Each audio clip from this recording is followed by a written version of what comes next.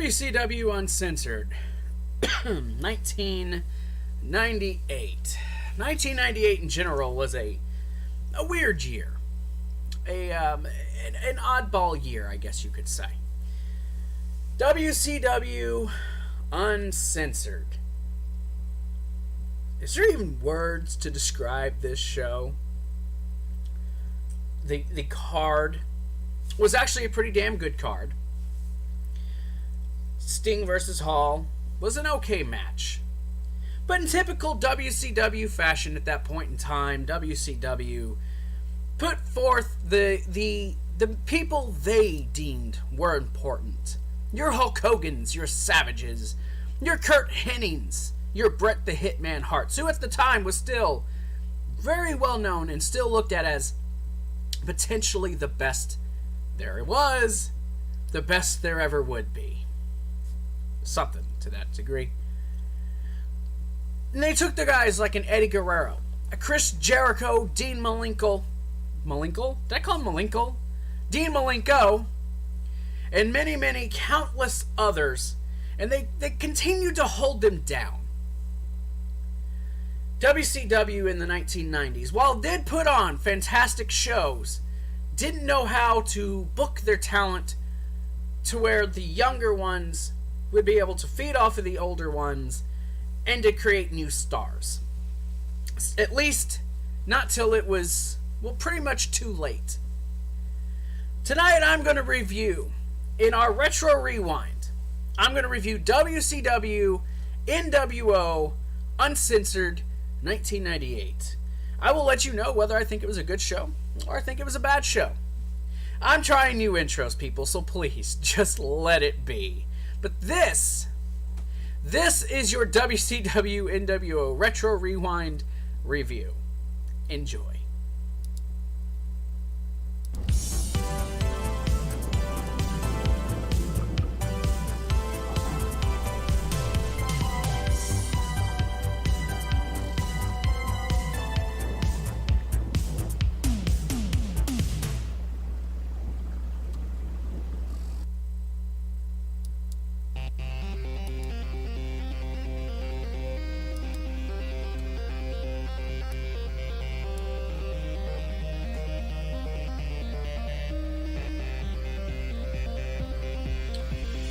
Welcome back, Yo Bro Nation. I am Zach. I am your host of the Yo Bro Nation YouTube channel. This is your Retro Rewind review. Of course, we are talking about, as I put into the opening soliloquy, I can't speak.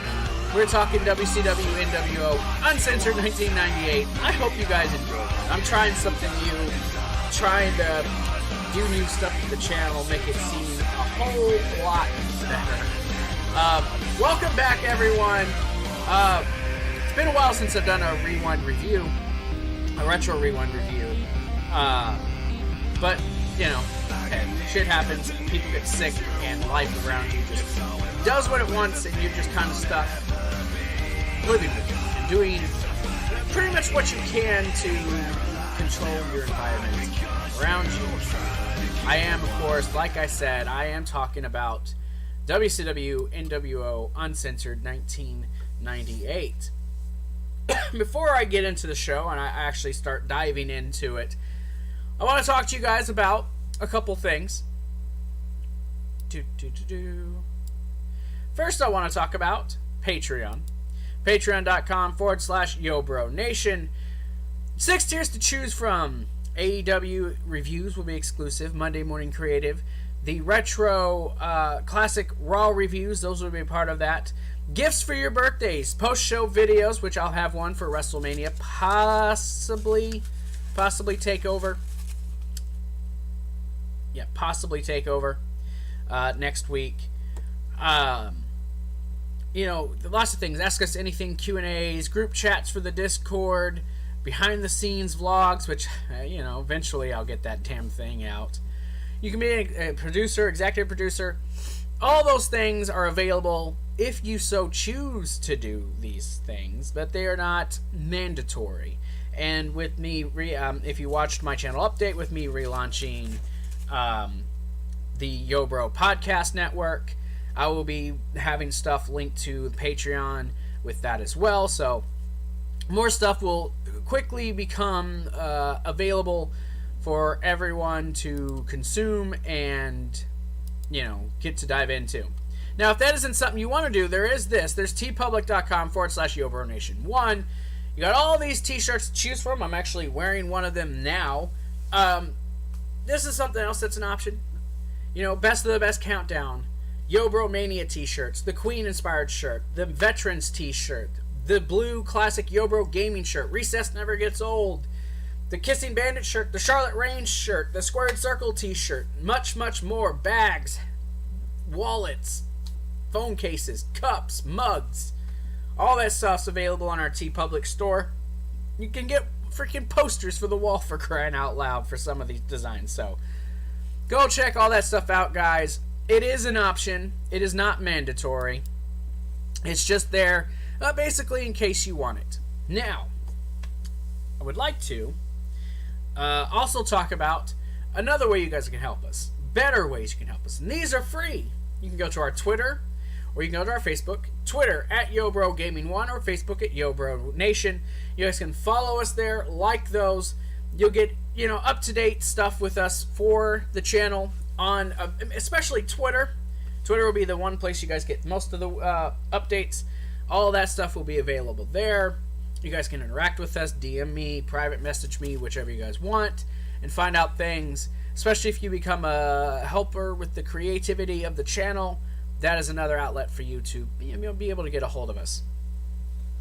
Or, the best thing you can do is like this video, hit that thumbs up, subscribe to the channel, hit the notification bell so you get all the notifications, and then share this video and share the channel with your friends, letting them know and sending them in to also subscribe to the channel.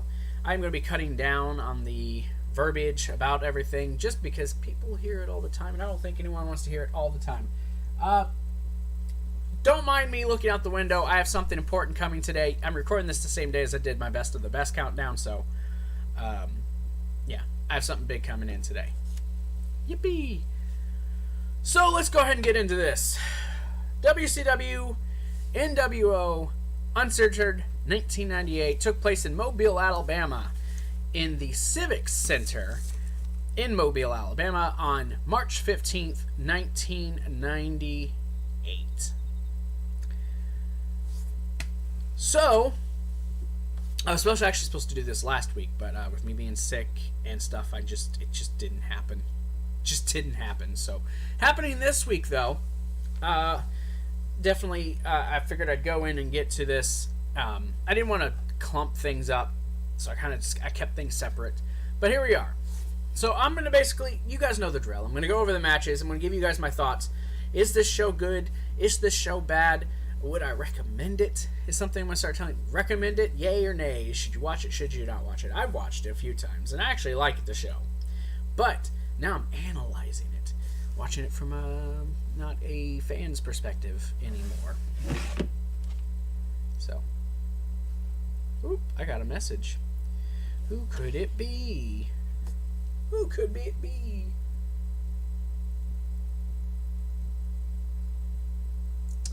It's me girlfriend. It's my beautiful Share Bear. My Share Bear.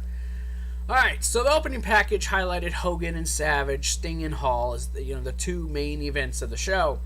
Our commentary team was Tony Schiavone, Bobby the Brain Heenan, the Weasel, and Mike Tenay. Of course, they did as they did with all the WCW pay-per-views. Started off talking about the main matches, the Nash and Giant, Hogan, Savage, Sting, Hall. They talked about that.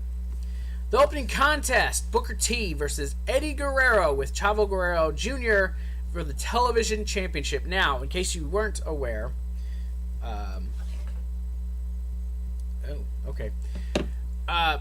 Eddie Guerrero beat Chavo basically to get the services of Chavo, have Chavo in his corner, and basically just be his lackey, do whatever he wanted. And Booker T, if you go back to Super Brawl a month prior, won the WCW Television Championship from Rick Martel in a really fantastic match, and then defended it in that same night against Saturn, which really kind of put Booker T on the map in WCW at that point. It had a beautiful beautiful night at Super Brawl.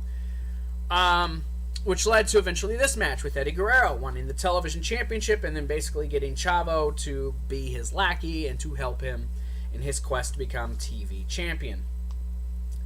Eddie, at the beginning of the match, tried to cheap shot Booker T. Booker T countered really quick. This match was a lot Booker T. Booker T on offense the majority of this match. Booker T obviously being the bigger man between the two. Not that there wasn't respect for Booker T and Eddie Guerrero. But, Booker T, countered, started hot. Had Eddie just reeling, Eddie on his knees, trying to shake his hand. Booker T kind of just tossing him out of the ring after squeezing his hand. So Booker T, followed behind him, scoop slammed Eddie Guerrero on the aisleway, which is just this little thin carpet, no protection. Gets him back in the ring. Booker T goes up top for the Harlem Hangover. Eddie Guerrero hits him with a drop kick, knocking Booker T down and catching him on the turnbuckle. Hits him with a superplex. Booker T, though, does fight back. Goes for a side kick. Or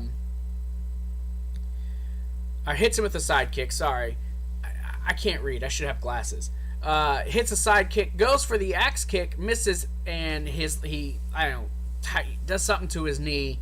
And Eddie Guerrero, at this point, just attacks the knee. Eddie works over the leg. Actually has it hanging over the apron at one point and just does a slingshot over the apron, grabbing it, pulling the leg down, working over the knee. Very old school wrestling match here, definitely for sure. But that was the times. This is just kind of how wrestling went at this time. Eddie tries to go for a crossbody after he continues to work the leg and sends Booker T to the outside.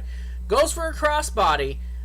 He loses his balance, catches himself, then tries to do it, and he still ends up short. You can see him afterwards. He wipes his boots, barely clips Booker T, but they played it off as a diving headbutt to the knee. Booker T. So Booker sold it. Commentary played it off well. Booker T, though, they get back in the ring. Booker T comes back with a comeback, hits a kick, hits a big spinebuster. They kept calling us. Kept calling it a fucking slam. I don't know. It was dumb. It was a spinebuster, guys. A spinebuster. Misses the missile drop kick, though, lands on his feet.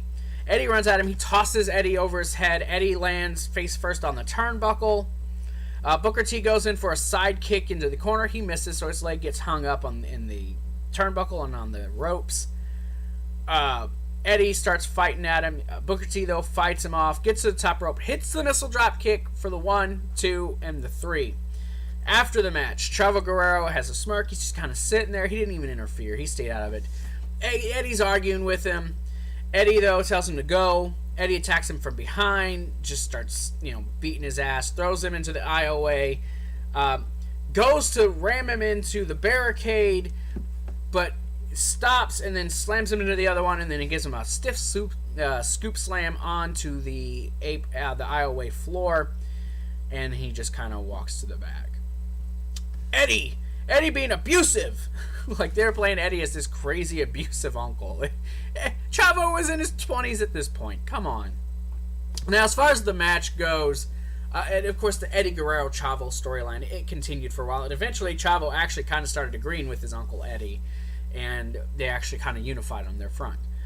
But the match itself, was it was a good opener. Fantastic opener.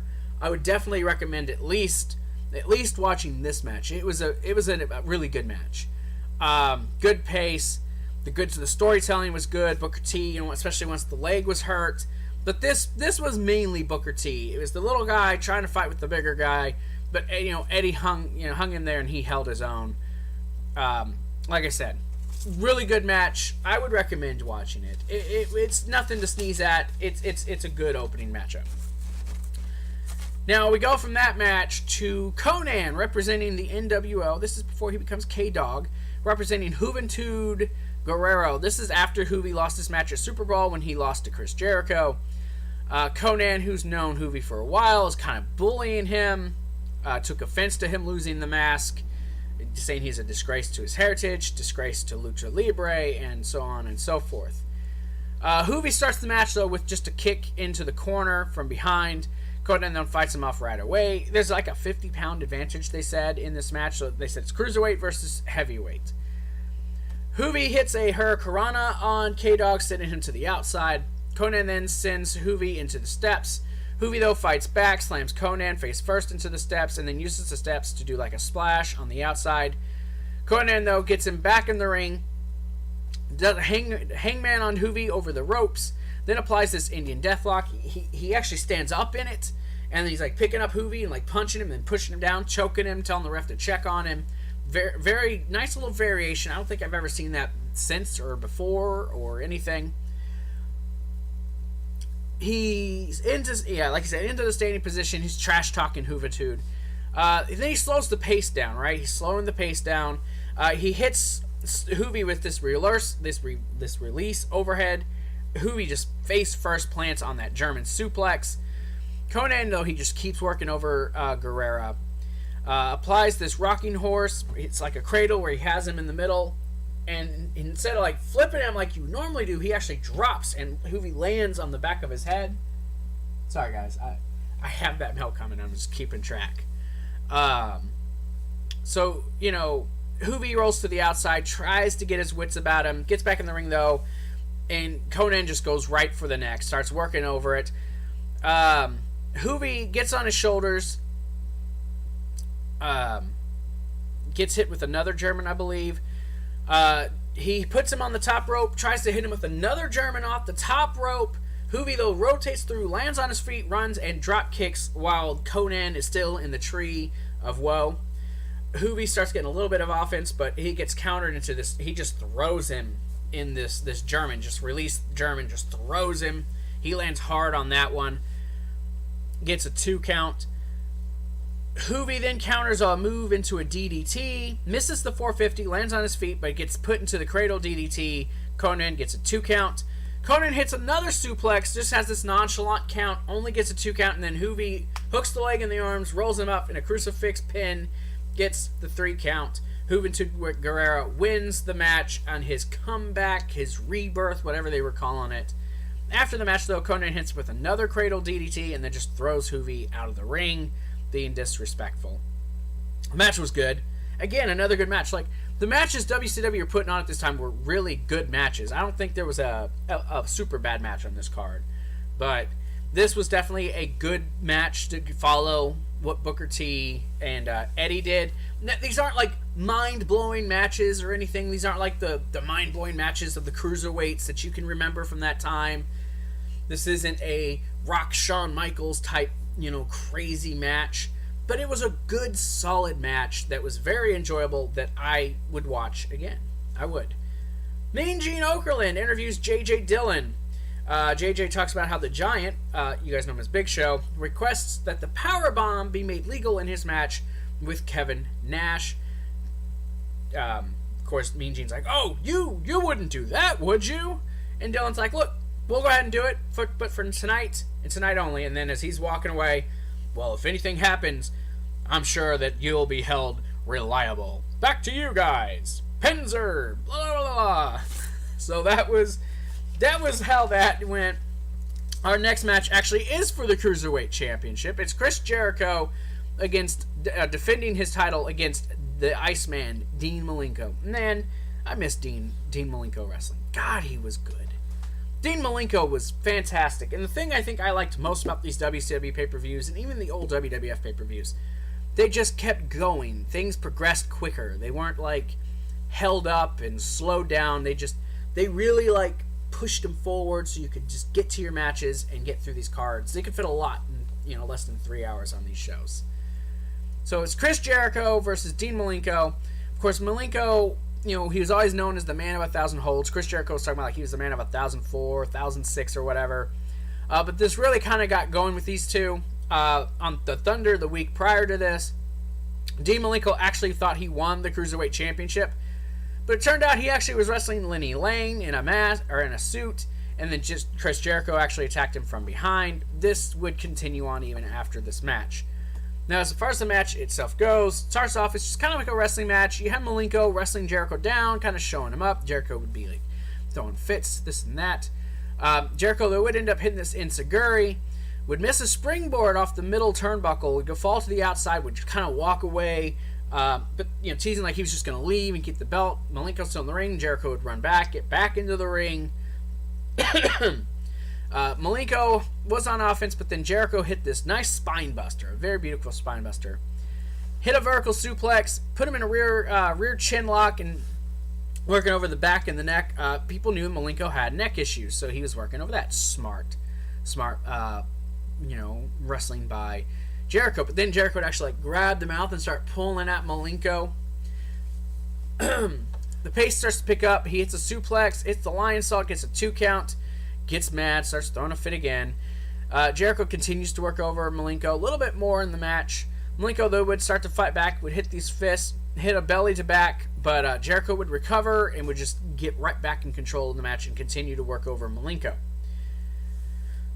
Jericho, he's wearing Malenko out. Malenko's fighting him and Jericho, just going back and forth. You get, Jericho counters into a reverse suplex, out of a suplex. More Jericho offense. Like, it was hard to keep track of this. Every time I try to write a note, something like 3 more moves would happen. So it's like, okay, more offense. The match, it was oh my god. But I'll get there. So, you guys get these. They're scuffling, in and out of the ring. Jericho tries for the lion tamer, but Malenko's able to escape by getting to the ropes. Jericho tries to go for a super hurricanrana, but Malenko counters, gets him on his shoulders. This was nasty. This looked like it hurt. He comes down on his knees, but his knees looked like they give. It's like, I'm surprised dude didn't tear something. And Jericho actually lands on his side rather than his gut. It's supposed to be a gut buster off the top, but it looked like he just cracked his ribs. Malenko does cover, though, only gets a 2 count. Jericho, though, finally gets the advantage, puts Malenko into the lion tamer, and Malenko actually counts. Match was easily best match on this card. It was a fantastically wonderful, beautiful wrestling match. So good. Such a good match. I loved it, I guess you could say. It was just that good of a match. After, though, Malenko, he's kind of brooding in and around the ring. He's very angry, right? And Mean Gene Okerlund comes out, passes up Jericho, goes to interview him, says, before this match, people were betting on you to win. He says, I talked to some people in Las Vegas, and the odds makers actually had you to win. They picked you. And then he calls him out about being 0-4 in pay-per-views. Malenko's not answering questions. He's like, you're 0-4 for pay-per-views. You lost at Starrcade, lost at Sold Out, lost at Super Brawl. Lost here. You're a bona fide loser. And you hear Tony Schiavone like, jeez. Like, even Tony Schiavone was audibly like, dude. Like, Malenko, he's like, you couldn't win this match. Where does Dean Malenko go from here? And Malenko's like, home. And he walks out, and then he's mad at him. Okerlund was straight savage. That's why I loved Okerlund. Now you got these robotic fucking people, right? These robotic people doing all the talking. And then you had people like him who was like not afraid to be in their face. Not afraid to just be like, yeah, dude, you sucked. You're a loser tonight. What do you have to say for yourself? But like I said, this was easily the best match of the night. Like, the best pure wrestling match, I guess I could say. Because there's another match tonight that just blew my fucking mind when I went back and rewatched it again. And, yeah, so it was just a fantastic match. And I wish I had storytelling like that today. I really do, because I don't see that stuff anymore. So, next match, though, Scott Steiner of the nWo versus Lex Luger. This all really began at Super Brawl when Scotty turned on his brother Rick. Lex, just, he's like, Scotty's one of his best friends, and he really didn't like it, and this just built animosity between these two that led to this match. This match was short. This is a match you could probably sleep on. Honest to God, this isn't a great match. It's really not. Steiner attacks Lex before he even gets in there. He hits him with a belly-to-belly. Steiner was really good at his suplexes. These guys fight inside and outside the ring. At a point, finally, Scott Steiner, he just goes and he gets he's got the Steiner recliner, and Lex Luger's clearly, out of the ring, but the referee don't notice it, and he finally breaks it up. So he gets a chair, out comes Rick, and then Scott Norton hits him from behind. You know, Rick is in the ring, and Rick's in the ring. Or Scott is in the ring, and then Luger hits him from behind with the elbow, the bionic elbow. He pins him for a 3 count, and then Scott tries to attack him with the chair, so he's out, and then Rick gets in the ring, and he tosses Scotty out, and Lex, and it was a convoluted mess, as a lot of these main eventers were kind of, portrayed. Lex was considered a main eventer. Let's just be real. It was an okay. If I was to scale this on a 1 to 10, I'd give it a 2. This match was just eh. You could skip over this. Honest to God, you could skip over this match. It really does nothing. However, a match that you could not skip out on was the next match. The Triple Jeopardy match for the United States Championship. Diamond Dallas Page defending against Chris Benoit and Raven. Benoit and Raven had been having issues, and then we found out that DDP and Raven were friends growing up, so they were having issues. And they all were just kind of starting to clash. Ooh, ringing in my ears. I think I got tinnitus or whatever it is. Talk to someone about it. So these guys start off with this. It was kind of funny. They all started with the 3-way collar elbow tie-up. And they broke it, and then they put it into another one, and they all fell outside the ring. And this is just where the match just gets crazy. Like, I did my best to keep track of the notes and just kind of keep track of, like, the big spots that happened. But, so Page gets sent into the steps by Benoit. Benoit and Raven are fighting. Then Page gets back in, and he starts fighting with Benoit. Then Raven and Benoit are on the outside, and just DDP jumps off the top rope, and he does a slingshot over the top rope into a crossbody onto those guys. Then they're kind of fighting. DDP and Benoit both are trying to attempt to pin Raven for a while, and then neither one can get the pin because they keep pulling each other off. So they start fighting with each other, and then Raven just kind of flies and just drops on top of them. Then these guys, they fight into the IOA, and then they're just going back and forth. Finally, though. Where am I at here? Oh yeah, Raven. So Raven's fighting with them. He gets this trash can because Benoit and DDP are fighting with each other in the IOA, and Raven gets the trash can. DDP hits him. He puts it over him. He hands him crutches, and they both just start beating the trash can with Raven in it. But DDP actually gets double teamed by Benoit and Raven, who actually, after Benoit hits a snap suplex, Raven and Benoit throw DDP through the Uncensored sign. The little sign that says Uncensored. They throw him through that. I'm going to have to do this because this stuff sucks. So they throw him through the little sign twice, actually. So then they start fighting again. Chris Benoit's got a fucking kitchen sink and uses it. Raven grabs a table, doesn't even fold it, just kind of throws it on Benoit. Everything set on top of it. They continue to fight. Benoit reverses the Irish Wish. Raven goes flying through the table. It doesn't break in the middle. It breaks at the edge where he hits where the ramp is. Looks like that probably hurt. They get back into the ring. Raven immediately hits a low blow, gets the chair, sets it up. He's going to go for his Irish Whip. Benoit reverses it. He gets the drop toe hold, so Raven hits it. While this is all happening, they show DDP crawling back to the ring up the aisleway, just slowly crawling. Benoit's giving chops to Raven. He actually sets the chair up in the corner, tosses Irish Whips hard. Raven into that, so Raven falls to the outside. He gets him back in the ring, goes for a pin. Starts fighting. He puts the sleeper on Raven. Then here comes DDP miraculously out of nowhere. He's got Benoit in a sleeper hold. Raven gives them both a double jawbreaker. DDP, they all get up. Benoit's up first. He gives a couple chops to Raven. Hits 2 Germans on Raven. He's going for a third one. DDP grabs him, pulls them both. So he does a double German suplex on both Raven and Benoit. Crowd at this point is just going nuts. The crowd was super into this match, and I was too. This was a really awesome match. Again, though, Benoit was the first one up. Him and Raven work on DDP. They grab this stop sign that's inside the cardboard that Lodi has. It says, hey, use my sign. So they hit him. They do the reveal of the stop sign inside of it. They set up the table. Raven goes to put Benoit on it, or put DDP on it. Benoit gets the sign, hits Raven, sets him up in the corner to go for a superplex, starts, punching him, 1, 2, 3, 4, the 10 count. DDP gets up, hits him from behind. Benoit falls out of the ring.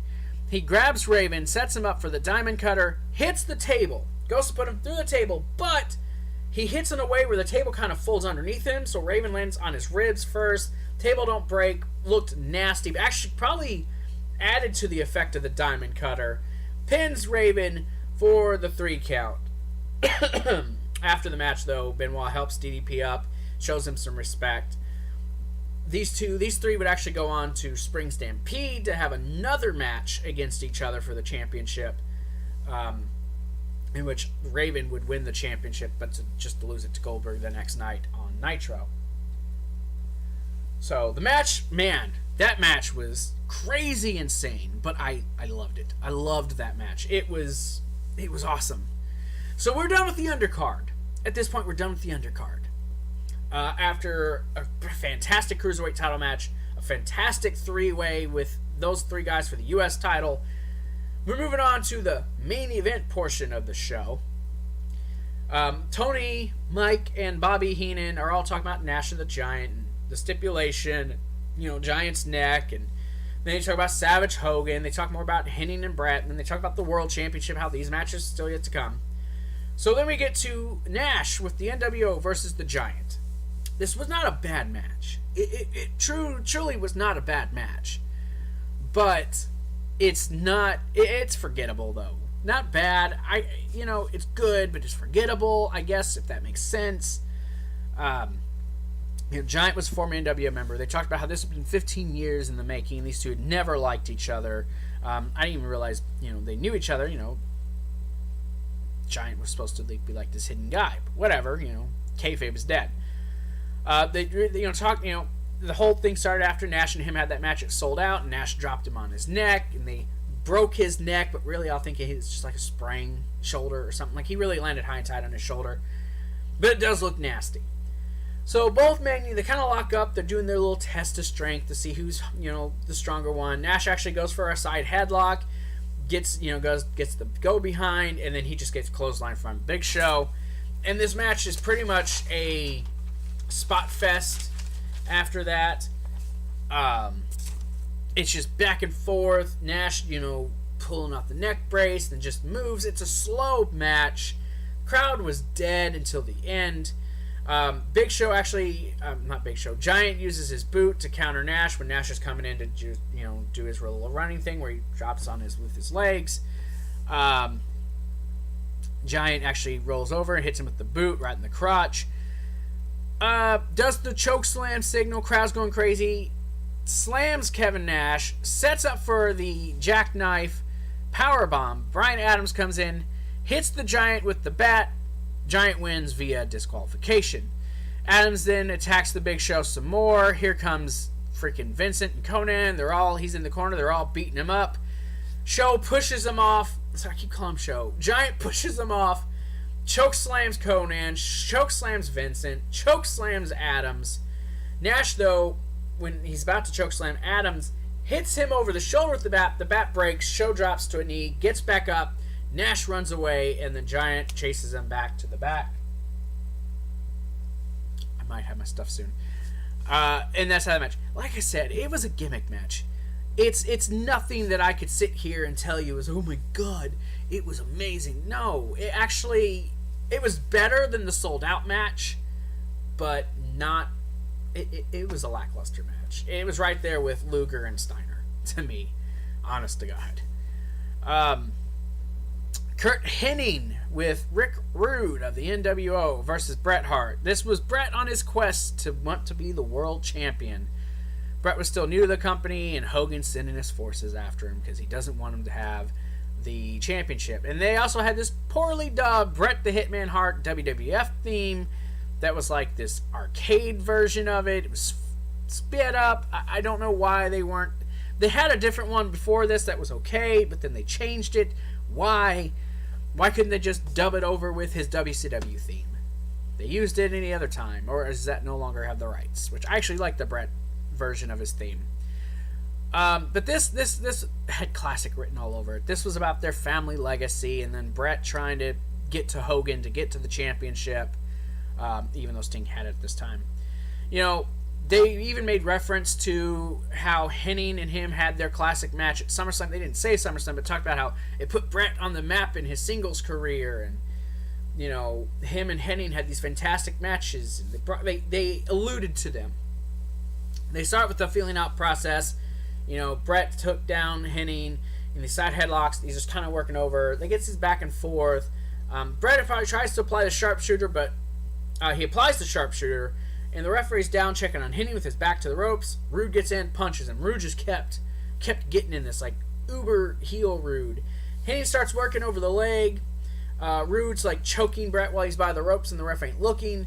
Bret and Hennig cracks his leg against the post, you know, wraps it around. He's in the ring. Then Rude comes in and starts pulling on the leg and hurting, you know, trying to do more. Hennig's trash-talking Bret, applies a figure four. Bret's in pain. He's trying to fight out of it, but Rude's like pulling Hennig's hands, and lots of Hennig. Lots of Rick Rude in this match with Curt Hennig. Curt Hennig's in full control at this point. Bret, though, does start to fight back. He hits his bulldog, gets the backbreaker, the elbow, etc., etc. Hits his big moves. Hennig then counters the Irish whip, hits a perfect plex for only a 2 count. Rick Rude gets on the apron. He gets knocked off. Bret Hart goes for the roll-up. It gets countered. Hennig only gets a 2 count. Finally, Bret gets the sharpshooter in. Before Hennig can get in the ring, Hennig taps out, but then Rude attacks him. It gets him a spine buster, hits him the Rude Awakening, and they just continue to attack Bret until they finally leave. So the NWO, despite Bret winning, the NWO still on top, still looking good, even after the match is over. We get to the match that, well, should be the main event, but wasn't. Sting versus Scott Hall for the WCW Championship. Oh, man, every time. I hate these things. I hate how they work. So, yes. So Sting versus Hall. Dusty's out there. Hall, of course, won World War III to earn his title shot. I didn't even talk about the match. Bret versus... I mean, do I need to tell you how fantastic Bret and Curt Hennig, Mr. Perfect, are? Do I need to tell you? I mean, we know, right? These guys are fantastic at what they do. I don't need to sit there and tell you, oh, the match was fucking awesome. I don't have to tell you. You already know. You already know. So these guys are going back and forth. Like, this match, man, I expected this match to be better. I don't know what it was. I'm not trying to take away from either guy. Both guys were fantastic guys. Both were in fantastic shape. Shit, I'm out of water. But this match was just... It wasn't what I was wanting. It wasn't what I was expecting. It wasn't the match that I wanted to get. It wasn't everything that I wanted in the match. Again, it was just a slow pace with I mean, Sting kind of just got worked over. I'm not saying I don't like the match. I did like the match for what it was. It had a nice story. Sting trying to fight. Hall. The whole story around Hall. Is he going to get the belt to Hogan if he wins? What's Hogan going to feel? That was the biggest issue with me. It still revolved around Hogan, even though Hogan wasn't even a part of the match. So it kind of bugged me too. I guess I'll go to the end. So, you know, they're fighting back and forth. Sting falls, lands head first into Scott Hall's crotch. Hall rolls over. He's distracting the ref. Dusty gets in, drops an elbow on Sting, gets out. Hall continues to attack. He gets these knuckles, hits Sting with those, gets a 2 count. Hall still in the advantage, goes for the outsider's edge. Sting reverses though, hits the Scorpion Death Drop, gets the 3 count. Sting retains the World Heavyweight Championship. Unfortunately, Sting was still an afterthought in his title run at this point in time because everything was still revolving around Hogan, which I think was a detriment to Sting, to Hogan, to WCW itself. My hair is just out of it today. I don't even know what to say about my hair today. I need to keep a hat up here, though, just in case I need it. And can y'all tell how long my hair's gotten? My God, I can't wait till... Actually, it's pretty darn long when it's not... Yeah, when it's not curly on me. Actually, it's pretty darn long. But the match, like I said, the match was... meh. I enjoyed it for what it was, because I'm a Sting fan, and seeing Sting retain the championship was cool. And Scott Hall was deserving of the title shot, his one and only title shot up until Super Brawl 2000. It was just okay. That's all I can... It was okay. But then it was main event time. Steel cage match for control of the nWo, brother. Hogan versus Savage in the steel cage. Two old dudes with egos bigger than the building they were wrestling in, going back and forth, and the match didn't even end with a victorious winner, and it just left it open for them to do more. For all the good things WCW was doing at the time, how they were booking their main events were always convoluted. It didn't matter if it was a pay-per-view or a Nitro or a Thunder. They always had to have these convoluted endings. They always had to overbook them. They always had to do something. Unnecessary things. That bugs me. Has, always will, always did. There was no winner. These two were beating up each other, bloodying each other up, giving us color for nothing. Savage hits this axe handle off the top rope, gets a 2 count. Savage is going back up to the top. He's going to hit the big elbow. He decides, I'm going to do it off the top. I don't even know. They didn't even specify how to win in this match. They didn't even specify how they win in this match. So, here comes this unnamed assailant with the nWo. He turned out later to be the disciple. But Brutus the Barber Beefcake, okay? Bruti was there. He was the disciple. Came back ripped with a big beard, the glasses, the bandana. He looked fucking cool as shit, actually. I thought the disciple was a cool looking fucking guy. I really did. But he gets in the middle to save Hogan. So Savage gets back down. It's going to seemingly be a 2-on-1 thing with these two. But then Sting drops down from the rafters. The entire build during this, it was Savage and Sting kind of working together, trying to help each other out. And so him and Savage, it's like this stare down. These two are just, these 4 guys are staring each other down. And Savage clotheslines Sting and hits him with a pile driver. Okay. Why? Oh, so they could set up for a title match later. Okay. Because Savage just wants to be the world champion. And then Savage just walks away. Isn't announced the winner. The match is thrown out. And then they're just trash talking each other. That's the match. No one had the advantage. They beat each other up because both men, like I said, had huge egos. Rest in peace, Randy Savage. Rest in peace, my friend. But at this point, Savage was frustrated with how, Hogan was conducting. Hogan was just a creative control freak about how he did everything. It was what it was, you guys. But whatever. It was a piss poor ending to this show. It was just a bad ending. No one really cared. I certainly did not. But hey, what can I say? So that was WCW nWo Uncensored. That was basically it. That was the show. Honestly, would I recommend it? Yes. Yes, I probably would. I would recommend this pay-per-view to people to watch. You could skip over a couple things. You could skip over Steiner, Lex. You could skip over Nash. It's a big show unless you're a Nash fan. Nash is entertaining no matter what he's doing. You could probably end after Sting and Paul. You don't need to watch it. It made no sense. It just made no sense to how they ended it, even now.